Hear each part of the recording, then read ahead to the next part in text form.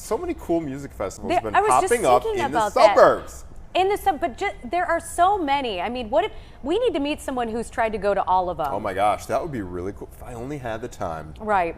And this weekend, running from Thursday to Sunday, you might want to head up to Skokie if you are a live music fan.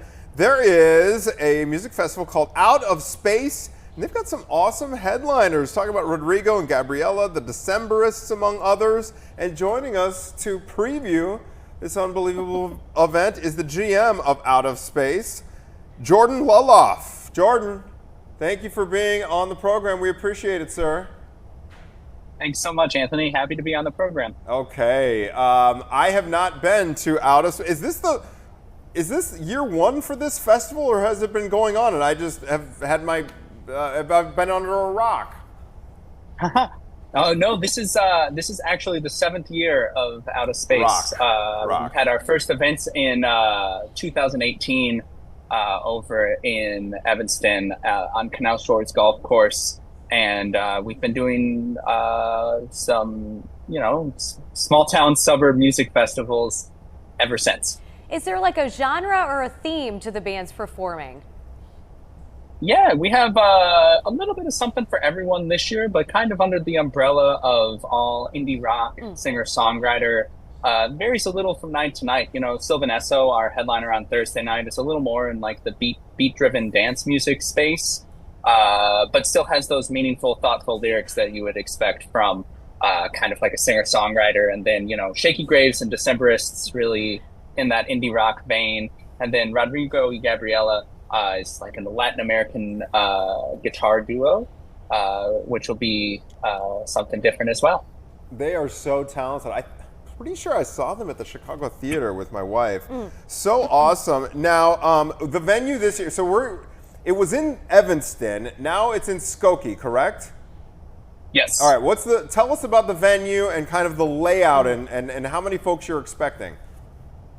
Absolutely. Yeah, we're here at the Illinois Science and Technology Park in Skokie, and there's a wonderful large field that we've kind of taken over for the weekend. We have a lot of food vendors, we have some bars, we have a large stage, and it's really just a wonderful place to see some live music. It's easily accessible by the Yellow Line train. It's right off of the Oakton Yellow Line stop, and additionally, it's right along a lovely bike trail that goes all the way from the city up into the suburbs, and really easy to get to via the interstate. And we have a big free parking garage right across the street. So it's really, really the ideal setting for a live music festival. Easy to get to and a wonderful grassy meadow to just sit on and enjoy some music. So you've got just one stage, and then when do the bands start performing and when do they wrap up each night? Yeah, our doors are at 5 o'clock every night. Music will start at 6, and we'll have music all the way from 6 o'clock until 10 p.m. 3 bands each night. All right, so I know with Lollapalooza, you can either do like the 3-day pass or you can get passes for individual days. Tell us about the pricing, the ticket, kind of how everything is structured.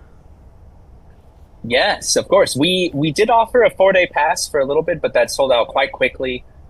People were really excited about this lineup when we announced, but there is still single-day tickets available for each night, and those start at $49.50. You know, it's important for us that we keep the ticket prices, lower for these events, lower than you might see at like a show in the city or something like that. And for that $49.50, you have 3 bands that play each night. And tickets are available online and additionally at the door when we show up, assuming that we don't sell out before the day. So if you want to guarantee you get your ticket, I'd buy it online in advance. Jordan, how hard is it to launch a new music festival in Chicago? Because as Anthony and I were saying, there are so many. Yeah. And I know you're not in Chicago proper, you're in Skokie, but still, it's got to be tough. Yeah, it's definitely a challenge. It's all about building upon relationships that you already have with local municipalities and vendors as well.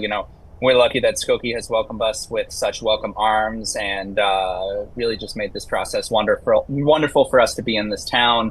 But we've been doing them across the North Shore. We do another event up in Winnetka. We do the Evanston Folk Festival in Evanston in September, and then Out of Space here in Skokie in July. Did you guys do the Winnetka Music Festival with Cold War Kids the other week? Was that you guys? That was us. It was a fantastic time. We went. Oh, wonderful! It was I'm great. so glad you enjoyed it. It was great. Yeah. You mentioned the vendors. Can you tell us a little bit more about the kind of the food and drink options for folks? Absolutely. We have some wonderful options here. A lot of local Skokie businesses that are joining us at the festival. One of my favorites, Soul Good Coffee, will be here for all those people who need their 5 p.m. coffee to be able to listen to music till 10. I know that's me. And then additionally, we have some other local businesses like Needs and Wants popping up with desserts, in addition to some favorites from Evanston and around the area, Soul and Smoke, Picnic, and several other vendors as well. So, we'll have vegetarian options, gluten-free options, and all the food you would want to eat at a festival. And in addition, we have some bars that have a wonderful menu of cocktails, in addition to wine, beer, and other non-alcoholic beverages. And then at the end of the night, our location is actually just down the street from the Sketchbook Tap Room here in Skokie. So you can finish listening to music at 10 and then just wander on over and grab a beer to close the night out there. Love it. So what am I bringing to this? Like, can I bring a lawn chair, or is this more of a blanket situation? Yeah, it is a lawn chair situation. It's a blanket situation. All of the above. Very similar to what you might experience at Ravinia. You're welcome to bring in a picnic if you would like, some of your own food, a picnic blanket. You can bring in those little fake candles that have the little light on the top. Anything that really sets a vibe for you to listen to some great music. The only things that you're not allowed to bring are outside beverages, but You're welcome to bring in your own food and then make yourself at home. Sweet. Okay, year 8 for Out of Space. Jordan, good luck.